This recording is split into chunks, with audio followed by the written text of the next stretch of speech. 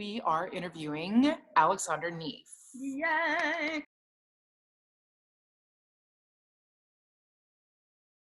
I mean, see, in this situation where the immediate future is so uncertain, it gives me actually great comfort to plan for the future. Yes. Because I think one thing I believe in like 150% is we're going to be back. Yeah. So I think we need to be ready for that. And sometimes you maybe feel that this whole, especially for the very big companies, the market has become a bit overheated. I think we don't need to plan our season 6 years out. A healthy cycle would be 3 years, I think, and not everybody is there quite yet. So I hope that some of what will come out of this is that the business is going to relax a little. And change. It has to change. Yeah. Well, that was one of my questions too. I was just beginning my career in 2008 when the financial, disaster happened, and some opera companies haven't still had enough time to get what they needed underneath them financially. Yeah. They're still hurting. So they're still chasing their tails. Yeah. Here we are again. Yeah. I mean, it's not going to make anything easier. I mean, that's for sure. I think what we've seen though, and I think there's a difference to the financial crisis, is that people understand this crisis way more as an existential crisis. So the mobilization of support, in my experience, has been quite different too. Oh, okay. And there's a feeling of solidarity that wasn't there in the 2008-9 financial crisis. Oh, I love that. Yeah, they were really fending for them. I have a question, Carrie and I, about right now all this live streaming things. And you don't have to answer this if you don't want to. This is a whopper. Okay. This is a whopper. Now, this is the whopper. For instance, the Metropolitan Opera opening up their library to the public with all of these, which is lovely. And I think it's so great. I think it's a great thing. The Opera House is in financial ruins right now. And they are opening up their vaults for free of performances that us, Carrie and I as artists, have performed, and not making any money on this. Or raising any money. Or raising money for artist relief funds. I mean, artists that are struggling because, as you know, we're freelance. So if we don't sing, we don't get paid, just like all the other people out there in the world that are not getting paid because they're not at their work. Do you think that there is another way they could have gone around it? Are they devaluing us as artists? And you don't have to answer. I see. My issue with it is a slightly different one. I think we need to make it very clear what the real experience is. And I think the real experience is happening in the house, and it's happening live. Yes. And everything else, I mean, not in principle against, streaming or any other form of exploiting it, but it can only be a way to get people into the theater when that will be possible again. But even in general, because it's a different experience in any way. Yeah. Well, yeah, and we don't do it. That's mostly due to some union challenges that we have and financial challenges that would be caused by that. But yeah, it's a tricky question, because right now, when you think about the future, the open-ended question is, how do we stay in touch with our audience, right? We as companies and you as performers, right? And what can we do now so that people don't forget about us, right? Or they move on to other entertainment, right? And is this a helpful tool to make them come back to the theater once that's possible again? And what are they going to do when this is all over? Are they just going to cut it off now and just open the vaults and here, take everything, without any money given to us as artists or artists that need help? And then are they just going to cut it off and say, I'm sorry, now that all that was free, but now you have to spend hundreds of dollars on a ticket? I don't know. It's frustrating to me as an artist, because I know how hard. Yeah, it only works if you make the difference very clear. Yeah. Right. And I think there's also something about a curated selection. Yes. The way Paris is doing it right now, I think there's like one opera per week. Yes. Because I think one of the issues that we have with our audience is we probably all grew up with, like, I grew up with 3 programs on TV. Right. PBS, yeah. And if you, like, the news were at 8 o'clock in the evening, right? If you wanted to see the news, you needed to be there at 8 o'clock in the evening. It's a little bit like going to the theater. It starts at 7:30, right? You need to be there. However, that's almost an exception today, like, because people can have anything they want at all hours, at any given time. So for us to, I think there's been a big power transfer, I think, over the last 10 years or so between the audience and the companies, because, like, all we try to do or have to do for our business to work is that we have to set rules for our audience. And and train them and teach them. Or protocol. Let's not call it rules, let's call it the protocol, right? And I always wonder about these. There's always latecomers, right? And there's latecomers who handle latecoming graciously, and there's latecomers who think the moment they arrive at the theater, they need to be admitted to their seat. Completely not recognizing that by going to your seat in the middle of a performance, hello, I see you. Well, you see them, but it's also it's disrupting hundreds of audience members, right? So I think it's coming from this. I can have everything I want at any given time. Yes. So I think when we do this, let's say it's a poor substitute, but it's still better than not putting any performances out. I think it's really helpful to put it on a schedule, and have people kind of keep them in that routine or protocol of opera is on at this time, or it's not like everything available at all times. It's like, if you want to see, I don't know what's on in Paris this week, it's Barber of Seville. So this week is Barber of Seville, right? Well, make it an event. Last week was Swan Lake. The week before it was Don Giovanni. So I make think, an event, plan on it. I agree with that. Instead of just going whole hog and giving people, like this whole Thanksgiving feast right at their hands. And because I think you end up not watching anything. I mean, I have this thing, once in a while you want to, I don't really watch a lot on Netflix, but once in a while you want to watch a movie on Netflix. What you end up doing is, like, not being able to decide what you want to watch, and an hour later you give up. I was just going to say that. It's overwhelming, isn't it? We're being inundated with all this body, this library. I love that idea. What do you think about, at least for right now, with so many artists or people working in theaters that are hurting financially? You think it's a good idea to say, hey, let's charge, I don't know, even if it's as simple as $1. A donation, donation or whatever. I mean, I feel like there should be something on the screen to raise money for the Artist Relief Fund, or, I mean, they're doing that with Broadway. You can actually, I want to say it was like $10 you could pay, and they open up the vaults to Broadway performances. And I think that's great. And all of that proceeds go for artist relief, for the shows that were canceled and things like that. I love that idea, and I wish that something had been done, at least within the opera world, for that. But well, I think it's true that most companies try to support their performers, even though they're not legally obligated to do so. Absolutely. Right.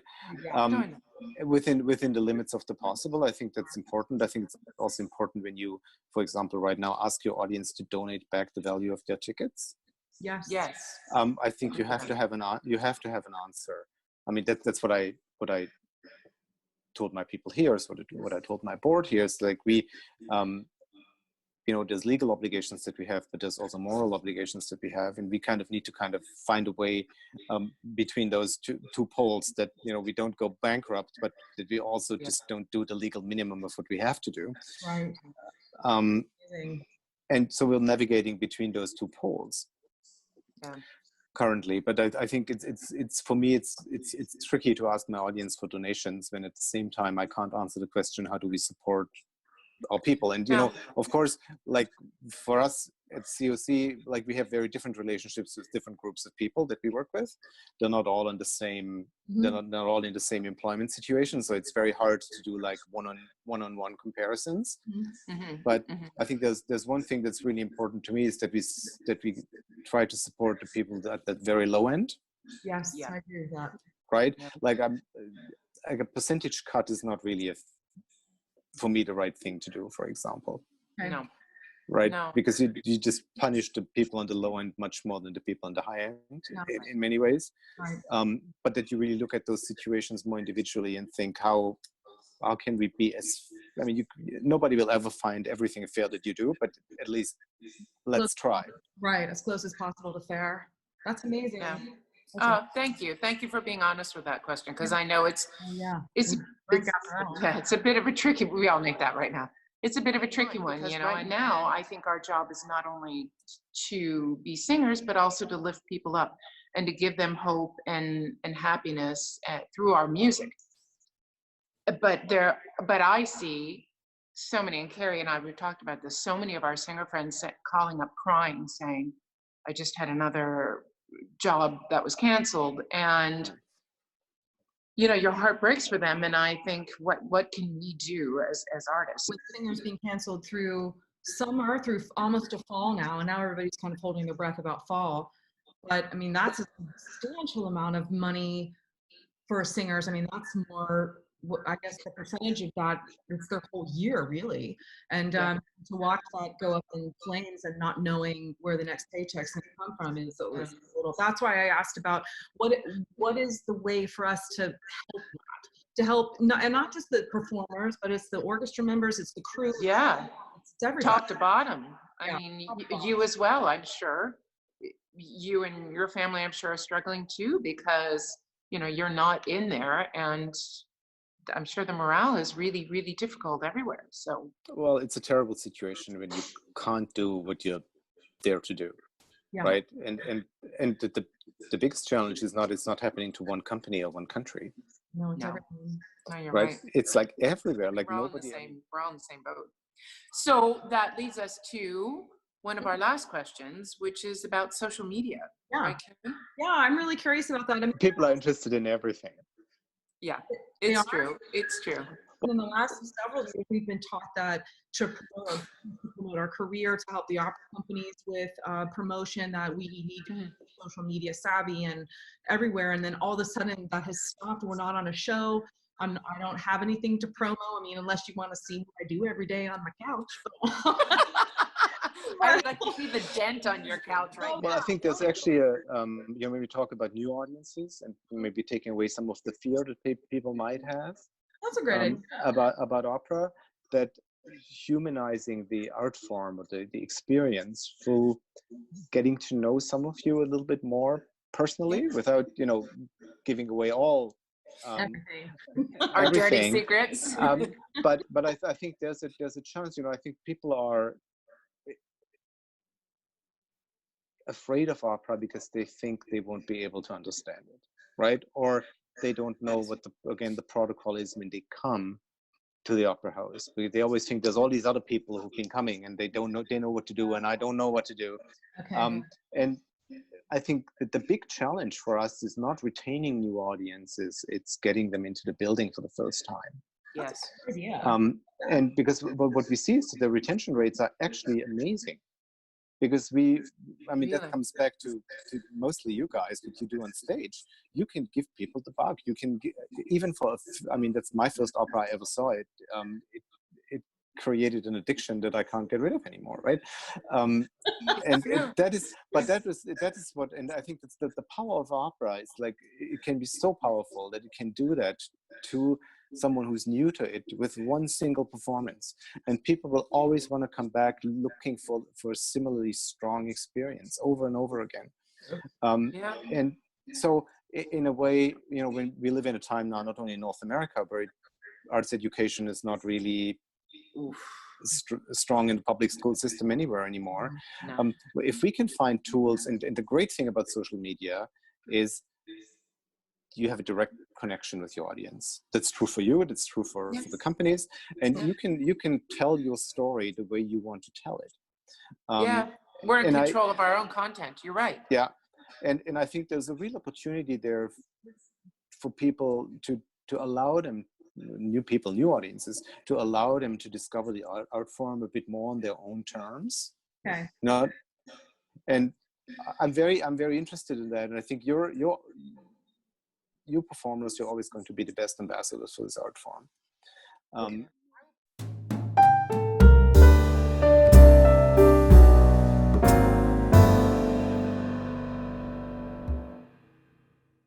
we love living in Nashville and love our, which was a huge surprise to us, but we love it here and love our condo. But my husband came out the other day and said, I think we could use one more room. And I said, I think you're right. Do you find that you have enough room in your own place with, being confined for, what did you say, 4 weeks you've been in there together, all of you? Yeah, see, I mean, my challenge kind of in the past was the opposite. I felt I was never quite home enough. Okay. So I'm not complaining quite yet about being home. Yeah. Me too. Especially with a little family and, with kind of having a schedule and having a routine for work and not work.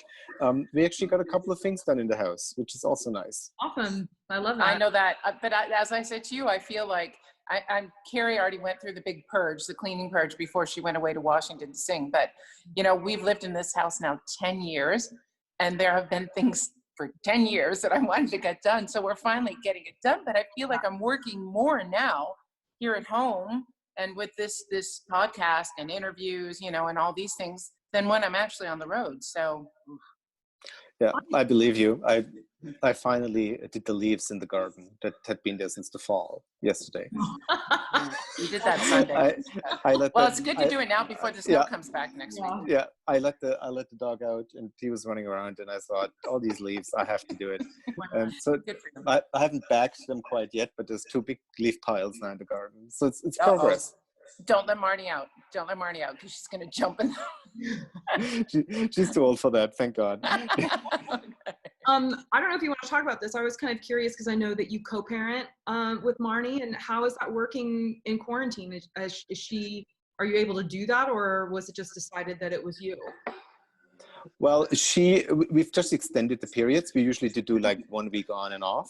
Mm-hmm. So we've made it 2 weeks a time. Okay, that's nice. For now, so less risk for everybody involved, and sure. Yeah. I guess that makes sense. So it's a 2 week. She's almost like on a 2 week quarantine every time she goes back and forth. Yeah, that's true. Yeah, and since she's homeschooling anyway, we're just staying in one place. Yeah. For those 2 weeks. That's a great. So Carrie and I have a question that we've always wanted to ask you, and now we can ask you. Go for it. What made you? Oh yeah. Do what you do? Was there an event? Was there an opera that you saw and you said, yes, I want to be an opera general manager? Well, see, the funny thing is I've loved opera from when I was very little, and I just picked it up from the radio probably. Mm-hmm. In your country, which is? Germany. And I just loved it for the longest time, and it never crossed my mind also for the longest time that there was actually a job opportunity. I just loved going to the opera, and then I went to university and tried to become a school teacher. Really? And, yeah, Latin and history. Imagine. I can imagine that, actually. I think you'd be great. Yeah. I guess so. I thought so too. And then, but as it came out, literally most of my friends were musicologists or musicians, and we went to the opera a lot and to concerts a lot. And towards the end of my studies, I met through a couple of fellow students. I met Gerard Mortier. Right. Yeah. And that was your first job. Well, before it was the first job. I met him as part of a academy project where he did a talk, and actually I think 4 or 5 people of that group ended up working for him.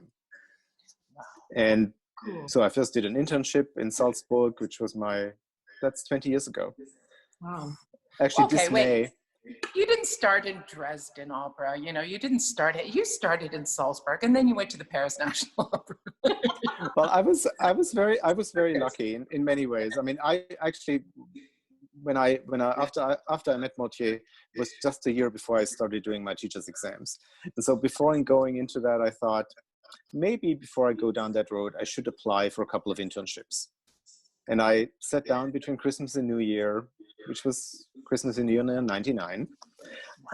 I sat down and I wrote about, I think, 40 applications to everything I was interested in remotely. Like it was music festivals, it was opera companies, it was orchestras, it was also publishing houses. And out came 2 internships.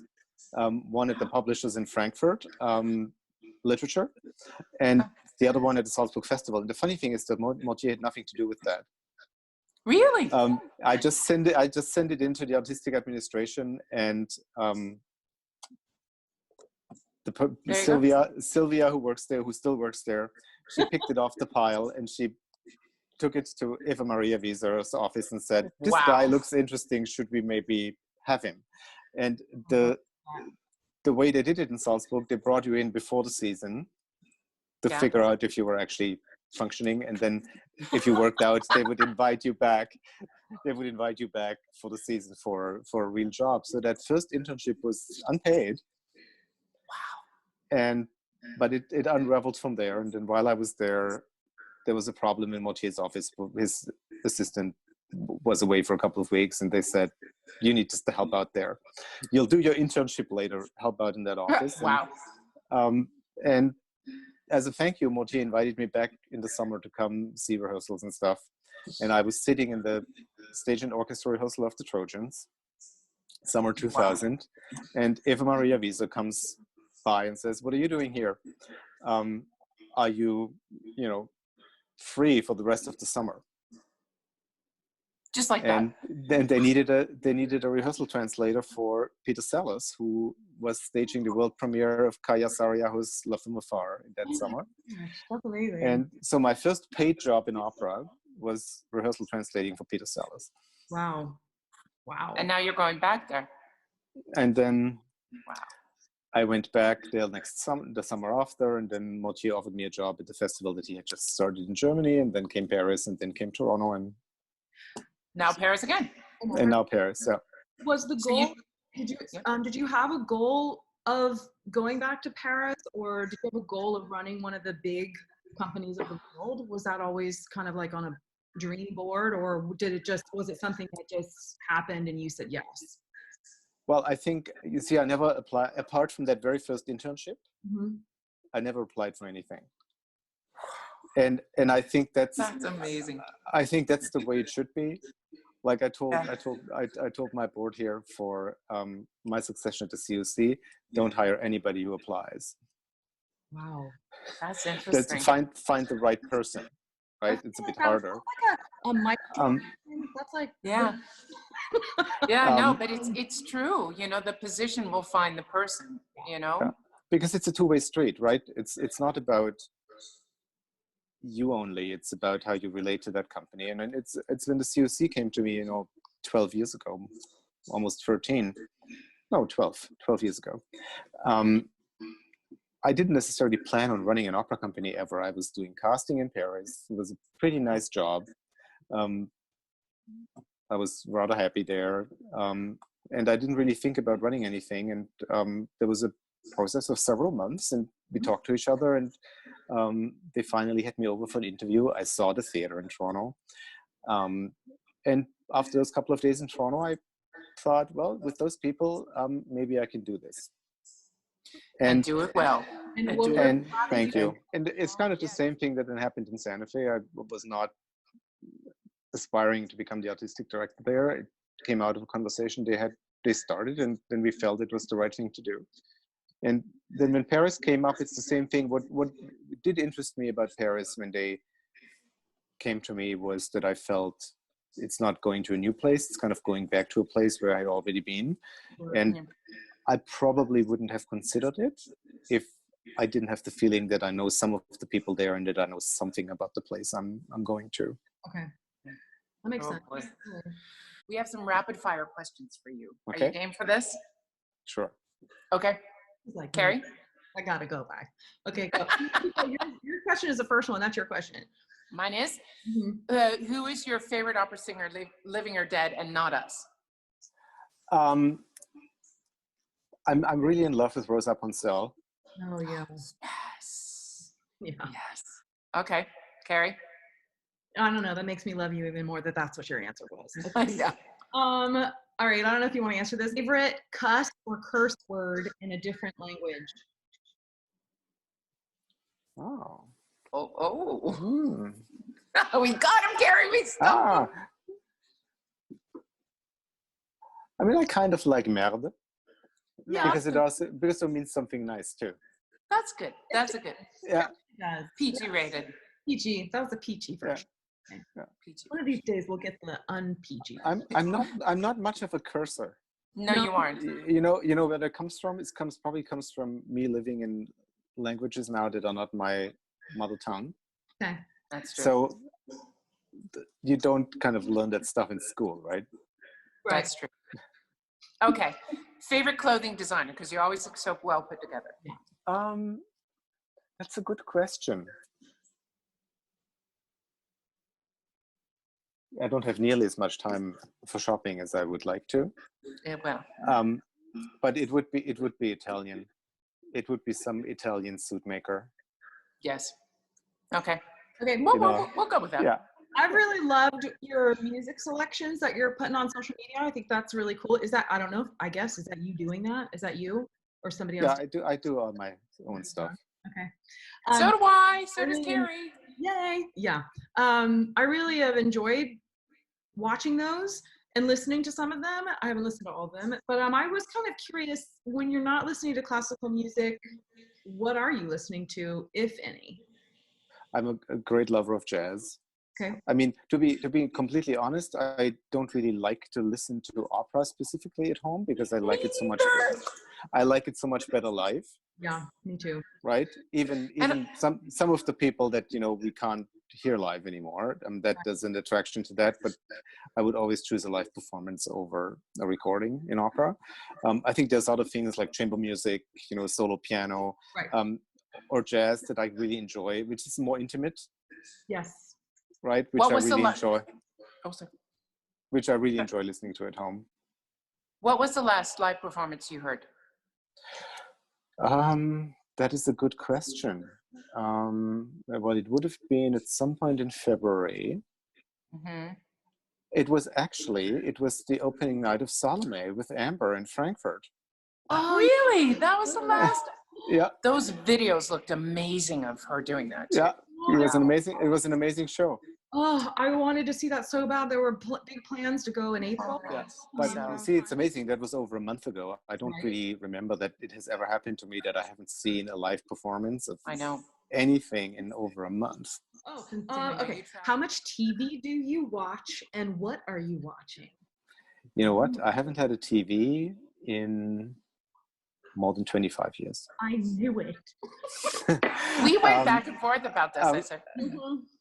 And I mean, actually, with Netflix coming into my life, yes. I'm watching some things sometimes, but it's really very rare.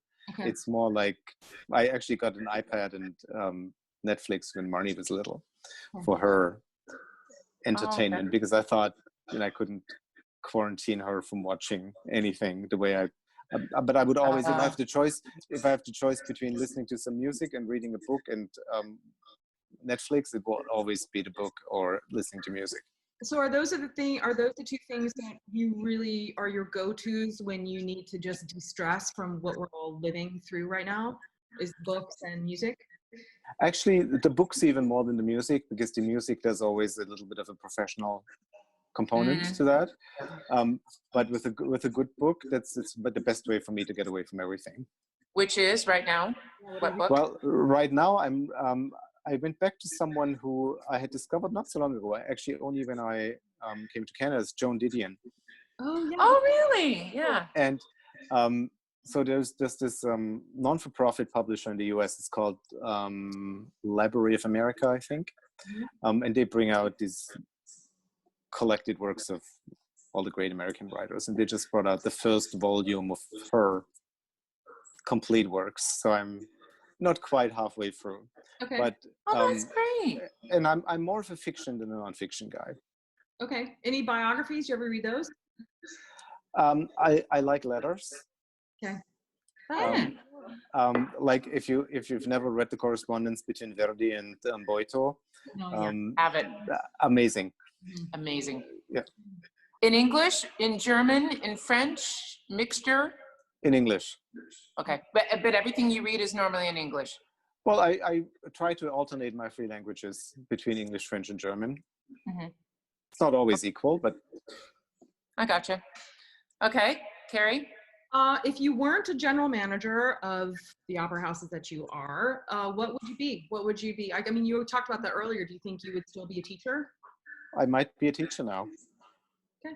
Really? I'm also, I said to my wife the other day, I'm also really, I always iron my own shirts. So I'm really good at that. I could be a housekeeper. But so what's your biggest pet peeve? Wait, hold on one second. Oh, sorry. Right now we're in here and we can't have people coming in here. And right now we're having a discussion of who is going to clean the bathroom. And it's what can I give you for you to do it instead of me? Bartering. We're bartering, Carrie. Who's cleaning the toilet? Yeah, I'm with a little baby in the house. It's more like whatever needs to get done, and who has the arms free to do it, will do it. That's true. That's true. Oh, okay. So biggest pet peeve? I don't know. I think I'm obsessed with organization, sometimes a bit to a fault. It's a German thing. But like being on time is a terrible, like, and being on time for German means be a little bit early.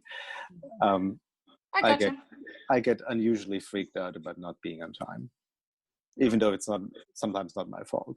Carrie, your turn. Anything else? When someone says opera, you say loud.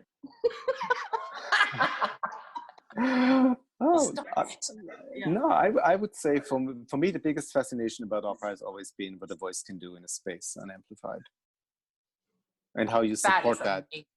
How you support that, with great orchestra playing, a great show, but really the way a voice can hit you, there's nothing like it. No, you're right. That's an amazing answer. Yeah. I like that a lot. I love to go. I think I'm one of the weird singers that loves to go to opera and hear singers. It just makes me happy. So. Yeah. Well, thank you for doing this. Thank you so much. Thank you for having me on the show. Yeah, well, you are a guinea pig. Yeah, we have no idea what we're doing. We're just trying to, keep opera out there and keep people in touch with each other. Yeah, and talk about what we're going through right now. I mean, we've never lived through anything, at least my generation hasn't lived through anything like this. No. And at 3 a.m. when I can't sleep and I'm flying through social media after I've read the news that I wish I had read. I'm looking for something that's a little light, a little informative, and has some humor in it. And also, so many people have seen both of us sing, especially Sandra, that I thought, why not have something that shows, like what you said for social media, a different side. Yeah. Yeah. Well, thank you for doing it. Yeah. Well, thank you. And we send our love to everybody and say hi. So good to see you. So good to see you both. And hopefully we see you in person very soon. I know. I hope the same. All the love to your family and that new addition, and please give our love to Marnie from us. Well, much love to you. Bye-bye. Ciao. Bye.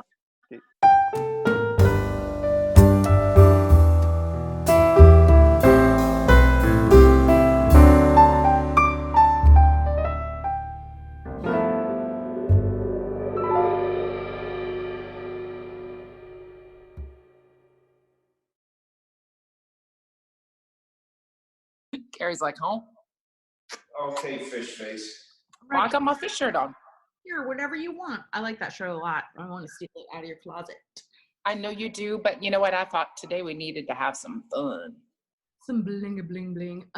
No. Right. Well, I mean, look what we do. We spit. We're singers. We spit all over each other, and it. Yeah. Which I know well because you have spit on me before. Thank you very much. Yeah. I have not.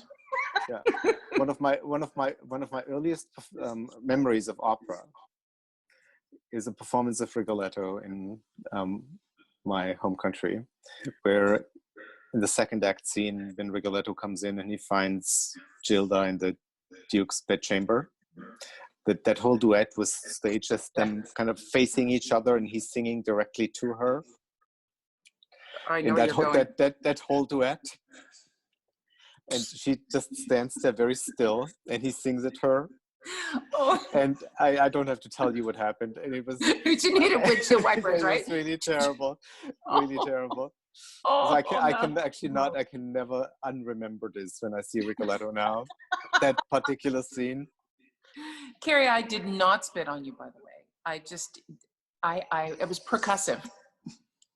So anyway, sorry, we get diverted, but yeah. Chicken with her head, with the chicken with its head cut off. I ask my husband, I am so bad at those. You know, I just sing. I just like to I just sing. I just sing.